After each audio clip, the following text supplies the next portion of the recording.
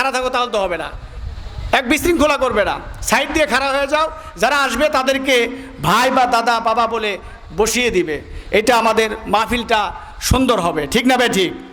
একটু জিকির করেন লা ইলাহা ইল্লাল্লাহ, লা ইলাহা ইল্লাল্লাহ, লা ইলাহা।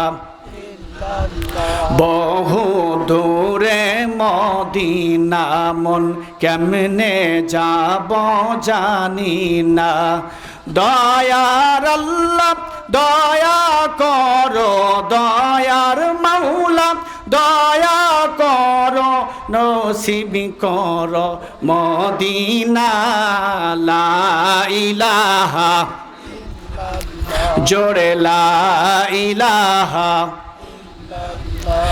লা ইলাহা, লা ইলাহা ইল্লাল্লাহ, লা ইলাহা ইল্লাল্লাহ, লা ইলাহা ইল্লাল্লাহ, লা ইলাহা, লা ইলাহা ইল্লাল্লাহু মুহাম্মাদুর রাসূলুল্লাহ। সকলেই পড়ি সাল্লাল্লাহু আলাইহি ওয়াসাল্লাম।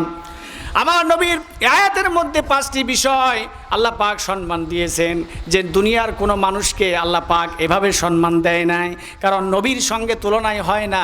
যিনাকে আল্লাহ পাক বললেন সারা তামাম পৃথিবীর রহমত হিসেবে আমার নবীকে পাঠায়া দিলাম।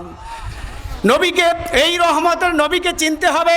আমরা কিন্তু নবীকে চিনতে পারি নাই। যতক্ষণ পর্যন্ত নবীকে চেনা না যাবে, এতক্ষণ পর্যন্ত আপনি কিভাবে বিশ্বাস করেন আপনি একজন ঈমানদার? যতক্ষণ পর্যন্ত আমরা নবীকে চিনতে না পারবো, এতক্ষণ পর্যন্ত কিভাবে আশা করেন যে আমরা মুমিন হয়ে গেছি? আশা করেন কিন্তু আশা থাকবে না, এই আশা একদিন ভাষা নষ্ট হয়ে যাবে। বলেন ঠিক না বেঠিক?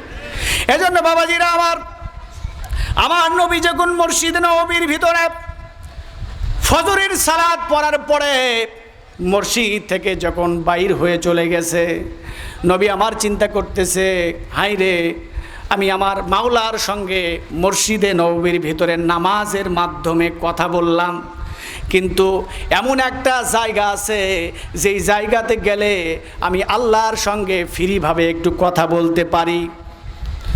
আমি যদি মসজিদে নববীর ভিতরে থাকি ততক্ষণ সাহাবীরা সরে না।